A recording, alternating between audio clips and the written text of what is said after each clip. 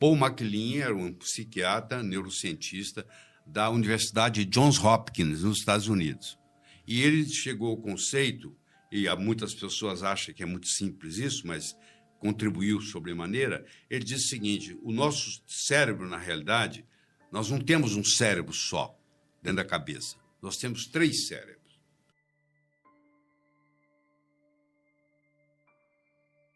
A oportunidade na vida tem 2 modos. Ou você corre atrás dela, ou ela bate na sua porta. Só que se você for esperar ela bater na sua porta, ela sempre vem fantasiada de um problema. Aquela pessoa que não gosta de problemas, geralmente deixa passar muitas oportunidades. Você imagine, eu posso ter um cérebro tipo carro, eu posso ter um cérebro tipo avião, eu posso ter um cérebro tipo helicóptero. Deixa eu explicar o que é isso. Quando eu estou dirigindo um carro, eu consigo ver o que está na frente, na estrada, mas eu não consigo ter ideia do que está acontecendo atrás do morro. Quando eu estou pilotando o avião, eu tenho condição de ver o que está acontecendo atrás do morro, um incêndio, por exemplo, mas eu não tenho detalhe da estrada. Se eu estou pilotando um helicóptero, eu posso fazer as 2 coisas. Eu posso fazer e ver o detalhe da estrada, ou eu posso subir e ver o que está atrás do morro. Então, tem um indivíduo que tem um cérebro como se fosse um carro, ele é muito bom no dia a dia, as tarefas diárias. É aquele sujeito que você entrega para ele o material e faz tudo, resolve todos os problemas naquele dia. Esse é o tipo carro. Mas se você pedir ele para fazer um planejamento a longo prazo, ele não sabe, porque ele não consegue ver o que está atrás do morro. Por outro lado, tem aquele indivíduo na empresa que é um excelente estrategista. Ele faz um planejamento a longo prazo, mas é incapaz de executar uma tarefa diária. Vai pedir alguém para fazê-lo. E um percentual muito pequeno, Leda, talvez até menos que 5%, são indivíduos que têm o cérebro tipo helicóptero. Tanto podem ver o detalhe da estrada, baixar lá e resolver o dia a dia, quanto pode fazer um planejamento a longo prazo. Então a pessoa tem que perceber assim: qual que é o meu tipo de cérebro? Se o meu tipo de cérebro é carro, eu vou me associar ou vou contratar alguém que é avião. Porque juntando um carro com um avião faz um helicóptero. Sim. Se o meu tipo de cérebro é avião, eu vou contratar uma pessoa que é tipo carro. Se eu sou uma pessoa muito criativa, mas desorganizado, eu vou contratar uma pessoa muito organizada que não precisa ser tão criativa, porque a criatividade eu já vou trazer. Então, a coisa se complementa. Você vê em empresa, às vezes, 2 sócios se brigam, acaba a empresa, porque um fazia parte do carro, o outro fazia parte do avião. E os 2, o carro e o avião junto, faziam um helicóptero. Então, do ponto de vista prático, é muito simples. Você é mais tipo carro, você é mais tipo avião, você é mais tipo helicóptero.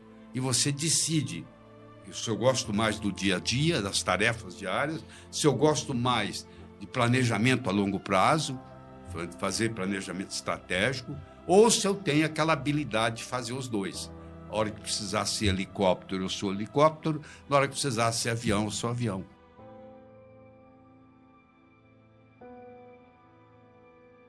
Todo mundo quer fazer mais com menos. Fazer mais com mais, qualquer um faz.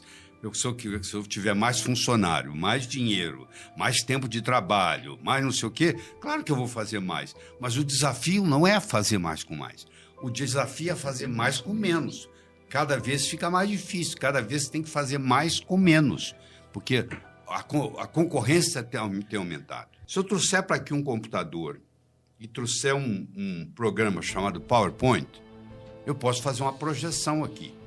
Eu trazer só o computador não é suficiente. Eu tenho que trazer o hardware, que é o computador, e eu tenho que trazer o software, que é a programação.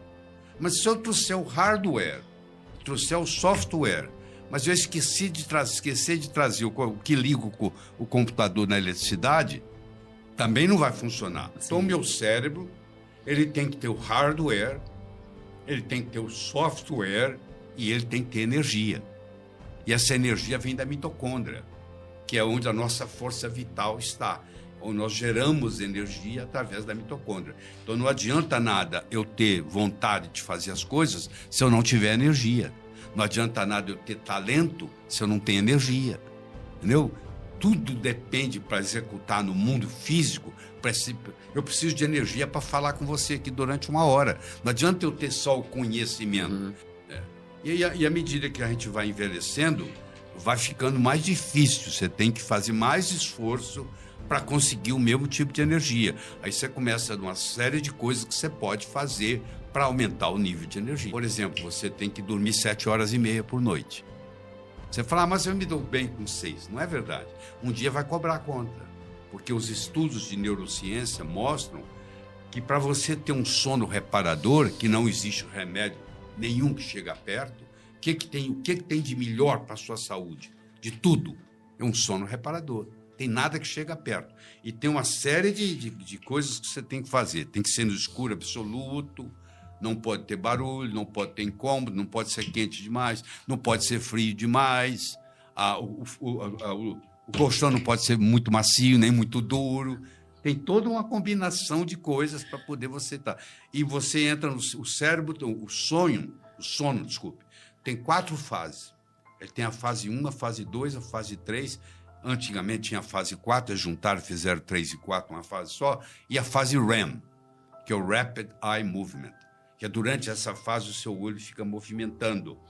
Então é onde você faz a consolidação da memória. Tem gente que fala assim, eu tenho péssima memória. Todo mundo tem memória boa. Agora, se você não sabe usar a sua memória, é outra coisa. Se você não sabe dirigir, um BMW parado na sua porta com a chave não vai adiantar nada, se você não sabe dirigir.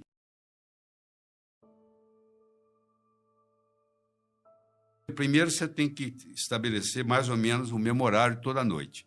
Você não pode um dia dormir às 10 e outro dia dormir à meia-noite. Você tem que estabelecer uma disciplina, que hora que você vai para a cama. Tá? Você tem que procurar ir para a cama com o estômago vazio. Quanto mais vazio o seu estômago, melhor vai ser seu sono, certo? Você tem que saber qual a roupa que você vai usar. Se é muito apertada, se é muito folgada, se a escuridão está o suficiente, se não tem nenhum aparelho eletrônico no lugar onde você dorme. Oi. Você tem que tirar tudo de lá e colocar no banheiro. Você quer carregar seu celular durante a noite, você carregue no banheiro. Não carregue onde você está, porque vai prejudicar o seu sono. A poluição eletromagnética do celular vai atrapalhar o seu sono. O ideal é não ter nada eletrônico ligado ali. Isso pouca gente consegue hoje, né?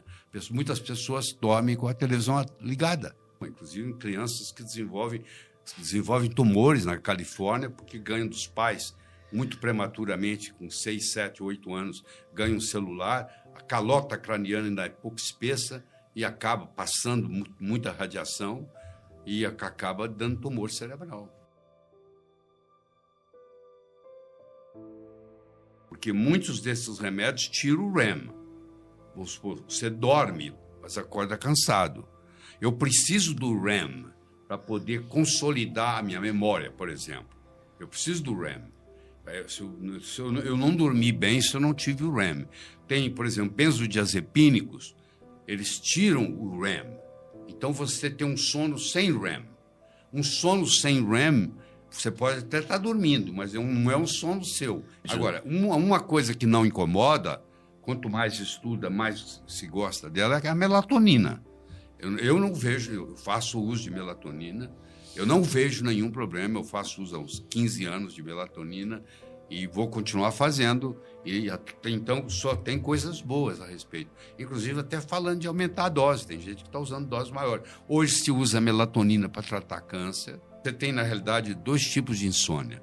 Você tem a insônia que nós chamamos de primária e a insônia que nós chamamos de secundária. O que é isso?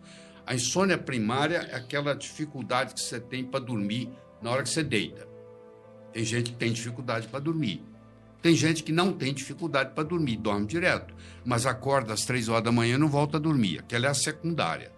Quando você tem uma insônia primária, que o seu problema está logo no começo, é muito fácil. Você põe uma melatonina debaixo da língua. Aí logo vem o sono, acabou.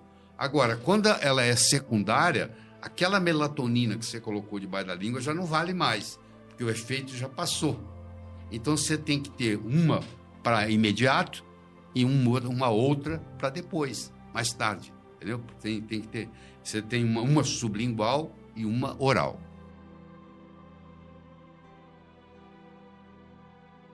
12 mil anos atrás, a gente não plantava. Não tinha a era da agricultura. Nós estávamos na era paleolítica. Nós éramos nômades. A gente levantava de manhã e para onde nós vamos hoje? Juntava tudo. Não tinha jeito de plantar milho, esperar, porque o milho você não ia colher o milho. O passarinho ia comer, porque você ia embora. Então era nômade. Para poder vir a agricultura, você teve que deixar de ser nômade. E falar assim, ó, vamos parar, vamos plantar, vamos esperar a colheita. Então mudou o modus operandi. Então, na época que você viajava, nossos ancestrais viajavam, nós comia muito pouco carboidrato. Onde é que você ia achar carboidrato? Você viajava, você matava uma caça, tá? Você achava uma raiz uma vez ou outra, mas você não plantava nada, você não plantava soja, você não plantava milho, você não plantava feijão, você não plantava nada, você não plantava arroz, você não tinha carboidrato para comer. Era uma dieta cetogênica. A dieta cetogênica veio de lá, entendeu? Então, quando chegou na era da agricultura, que começou a plantar, mudou. Até o grupo sanguíneo mudou. Todo mundo era O, que mostra que você é carnívoro. Muitos passaram a se adaptar, se tornaram A, para ficar mais vegetariano, comendo mais vegetal, né? Então mudou até o grupo sanguíneo, apareceram outros grupos sanguíneos com isso. E nós entramos nessa era da agricultura. Na era da agricultura, mandava no mundo quem tinha terra, eram os latifundiários. Quanto mais terra você tinha, mais você mandava. Até que veio a Revolução Industrial no século XVIII, da Inglaterra, a invenção da máquina a vapor, da locomotiva a vapor, com transporte. Aí mudou. Aí quem tem poder agora não é quem tem terra, quem tem dinheiro, quem é capitalista. É o que passou a mandar no mundo. Até que chegou uma hora que começou a mandar no mundo quem tinha informação, que é o que nós predominamos hoje. A informação no mundo dobra hoje, nesse dia de hoje, dobra a cada 18 meses. Um cara apareceu lá, um britânico, e inventou uma coisa chamada internet. A internet foi colocada a primeira vez no ar em 1991, depois oficialmente em 93, que é o www, que a internet surgiu. A 30 de novembro de 2022 foi o chat GPT, que é a inteligência artificial. Eu não sei o quanto que você está usando, mas eu já não vivo mais sem ela. Hoje, se você me tirar a inteligência artificial, eu vou ficar doente, porque eu já acostumei com ela.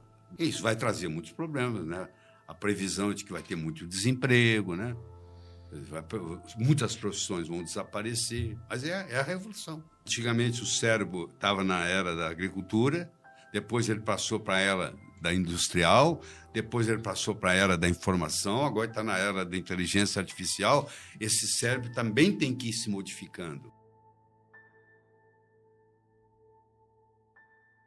Vilfredo Pareto era um economista italiano. Ele estava estudando a situação da Itália, de quem tinha dinheiro, quem não tinha dinheiro, e ele chegou à conclusão que 20% da população italiana segurava 80% da riqueza da Itália. E aí ele criou pela primeira vez a lei 80-20. Quer dizer, 80% daquilo que você consegue vem de 20% do seu esforço. Por exemplo, você tem uma agenda onde você tem telefone que você nunca ligou, mas está lá. Mas as pessoas também que te ligam é um mínimo comparado com quem tem seu telefone. Então, se você for ver quais são os 20% da sua profissão que te traz 80% do seu resultado, você deve concentrar naqueles 20% que te trazem os 80% de resultado. É o que eles fazem, por exemplo, a aerolinha faz com você quando ela fideliza você. Você faz parte de um grupo de gente que viaja muito de avião. Aí você ganha um cartão de fidelização. Você tem uma série de vantagens. Você tem mais milhagem na sua viagem, a mala sua chega primeiro, tem lugar que você tem uma sala VIP. Tudo é diferente para poder te cuidar de você, já que você não é um dos nossos. Você representa 80% do nosso lucro. Quando eu descubro quem é que são aqueles 20%, eu fidelizo aquele pessoal. Que é o que as aerolinhas fazem. com seus clientes. Aqui eles recebem aquele cartão diamante especial de fidelização. Então, você ter na sua vida é muito interessante. Quem que eu vou atender melhor? A pessoa que compra de mim uma vez por ano ou a pessoa que compra de mim uma vez por semana? A pessoa que compra de mim uma vez por semana, ela compra de mim 52 vezes por ano. A outra me compra uma vez. Você vai dizer, eu vou tratar do mesmo jeito? Seria ignorância da sua parte. Você vai tratar com respeito. Mas você vai dar muito mais atenção àquela pessoa que te compra 52 vezes por semana do que ela que te compra somente uma vez por ano. Quem descobriu isso foi o Vilfredo Pareto, que era um filósofo e economista italiano.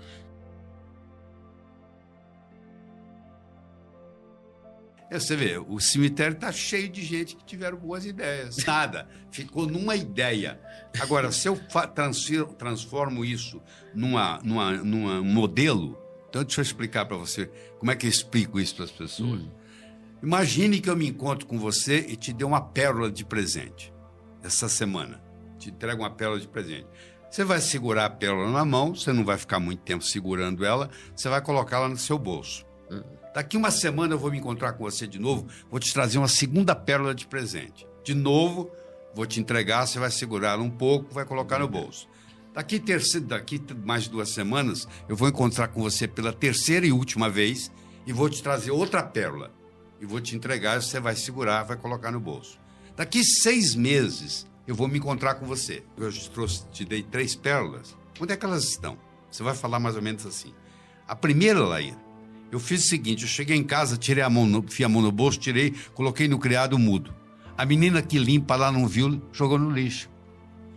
E a segunda? A segunda eu esqueci na calça jeans que eu estava com ela, foi para a lavanderia, voltou sem pérola. E a terceira? A terceira você não vai acreditar, eu escondi de mim mesmo. Eu guardei tão bem guardado que eu não sei onde eu pus. Se eu te desse de presente um fio de nylon, e orientasse você para ir colocando as pérolas no fio de nylon e fizesse um colar e colocasse no pescoço, e daqui 6 meses eu me encontrasse com você, estão aqui, ó. Eu fiz delas um colar. A pérola é a ideia. O fio de nylon que segura a ideia é o modelo. Se eu tiver um modelo empresarial forte, eu posso morar em São Paulo, eu posso morar em Tóquio, eu posso morar em Nova York, eu posso morar em Toronto, eu vou ganhar dinheiro. Porque eu tenho um modelo empresarial na cabeça. Uma ideia não dá isso. Mas uma ideia pode até estragar a sua vida. Uma ideia boa pode estragar uma família inteira. Concorda? Porque nem sempre a ideia, pelo fato de ela ser boa, ela vai ser bem sucedida. Então vamos supor que eu vou criar um modelo para você ajudar você a administrar a sua empresa. Aí eu falo assim, ó, você tem que aprender a identificar o problema, as causas do problema, as possíveis soluções, e, na sua opinião, sempre escolher a melhor. Então, eu peguei uma coisinha com 4 perguntas. Ó. Qual o problema? Quais as causas do problema? Quais as possíveis soluções? Na sua opinião, qual a melhor? Eu criei um modelo para você. Esse é um modelo de negócio. É um modelo simples, fácil. Qual é o problema? Quais as causas? Porque eu tenho causa primária, causa secundária, causa terciária. Né?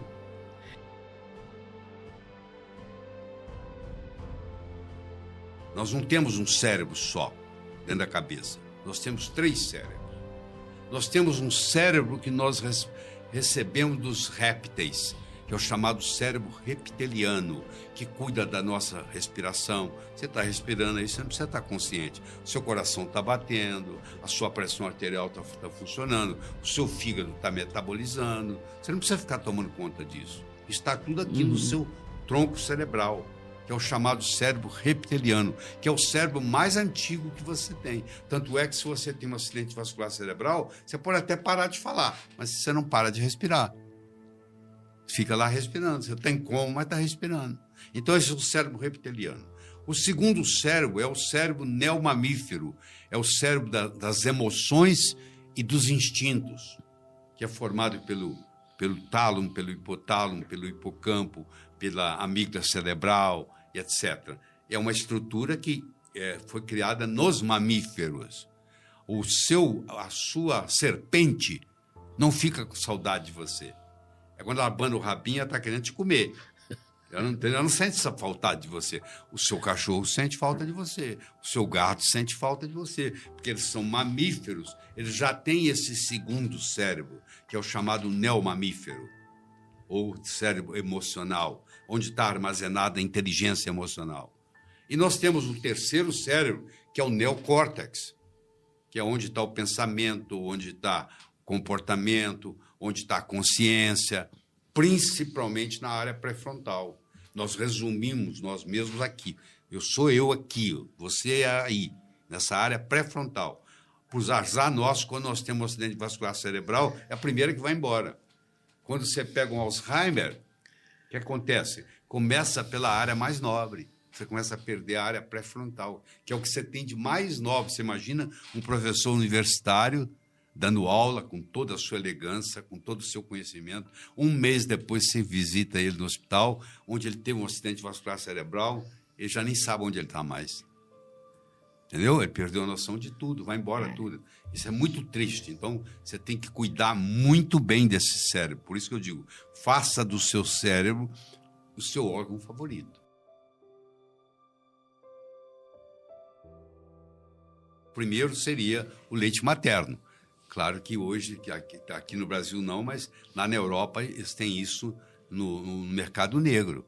O velhinho está ruim para cagar em casa, eles vão na maternidade, compram leite materno no câmbio negro e ele toma aquele leite que era para o bebê e melhora o cérebro dele. É um jeito de você melhorar o cérebro. Ou tomar o que tá no leite materno, que é o colostro. O colostro é rico em fatores de transferência. O colostro é um alimento muito bom para o cérebro. Então, você pode hoje comprar colostro e fazer uso de colostro. É uma coisa. Outra coisa importante é você fazer uso de ovos. A gema do ovo é muito importante para o cérebro. A gema tem muito lipídio importante, a gema tem muito aminoácido importante, a gema tem colesterol importante, que é um alimento bom para o cérebro. Tem estudos mostrando que quanto mais colesterol você tem no cérebro, mais tempo você vai viver.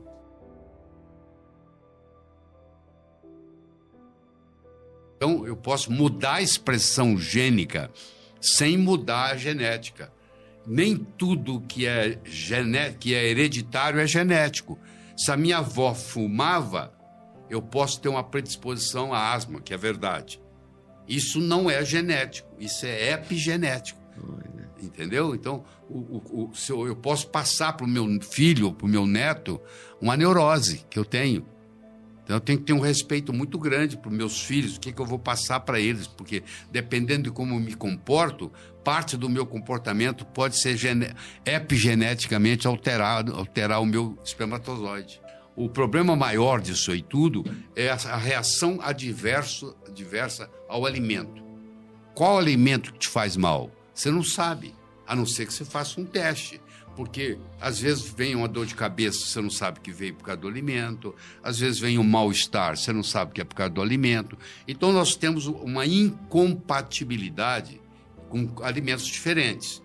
Os que você tem incompatibilidade não é o mesmo que eu tenho. Tem alimentos que eu sou intolerante, eu tenho alimentos onde eu sou hipersensível.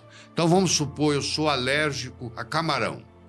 Eu coloco um camarão na boca, na mesma hora dá uma coceira na garganta. Agora, eu posso tomar um leite e o leite não me fazer bem, porque eu não estou digerindo o açúcar do leite. Deixa eu te falar do terceiro, que é a hipersensibilidade, que é assim, ó. Você come uma macarronada no sábado à noite e a sua enxaqueca vem quarta-feira de manhã.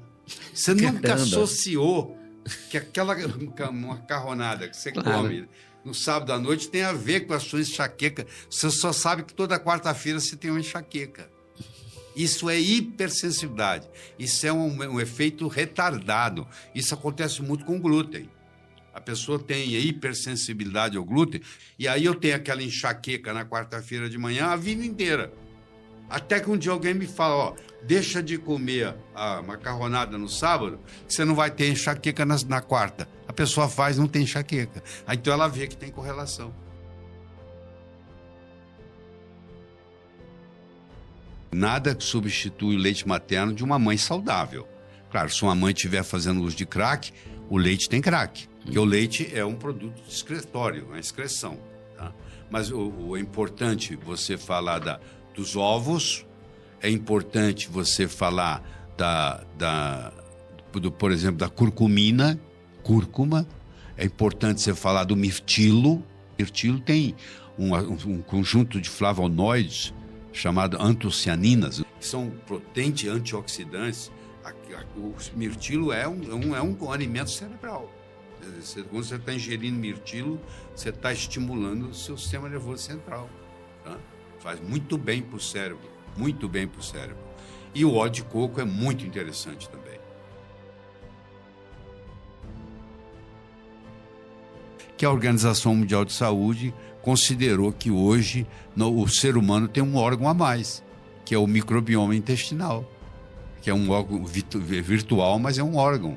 Então você pode, muita coisa que você não poderia fazer antes, hoje você pode melhorar a sua vida, melhorar a sua saúde via microbiota intestinal.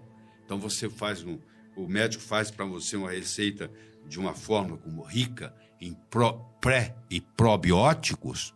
Hoje, inclusive, estão colocando até os pós-bióticos. Muita gente que não consegue sair de casa mais, porque tem que ir no banheiro cada 10, 15 minutos, com a síndrome do intestino irritável, a doença de Crohn, tem muito problema intestinal, muito. E hoje tem uma saída. Isso tudo vai poder melhorar com a melhora do microbioma intestinal.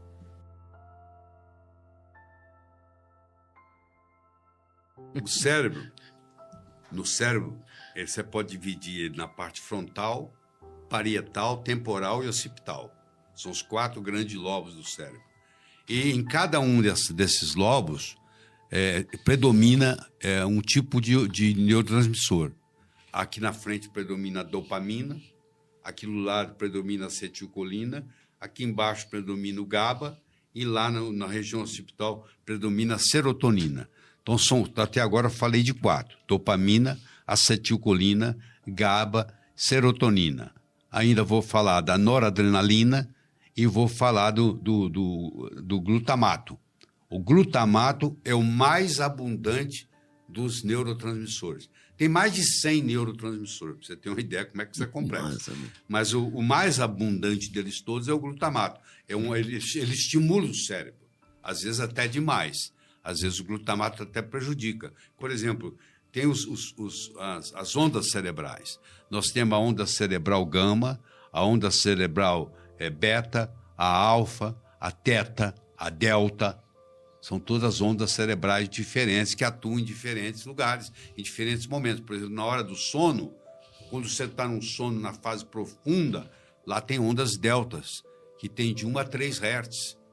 Quando você está no REM, que é o Rapid Eye Movement, que é como se você tivesse acordado, as ondas cerebrais são de como se você tivesse acordado, mas você está dormindo, seu olho está movimentando o tempo todo. É quando você consolida a sua memória e quando você trata as neuroses do dia. Aquilo que te frustrou durante o dia vai ser tratado na fase do REM. Então, a doutora Shapiro, Frances Shapiro, uma psicóloga americana, descobriu uma técnica chamada EMDR, onde você, através do movimento dos olhos, você resolve problemas que você está tendo há 20 anos na vida. Pessoas, por exemplo, que têm estresse pós-traumático da Guerra do Vietnã, e de 3 horas da madrugada está procurando onde é que está a metralhadora. Aquelas pessoas passaram por toda a psicoterapia, não resolveram. Aí foram submetidas ao EMDR. Tem várias pessoas especialistas em EMDR no Brasil.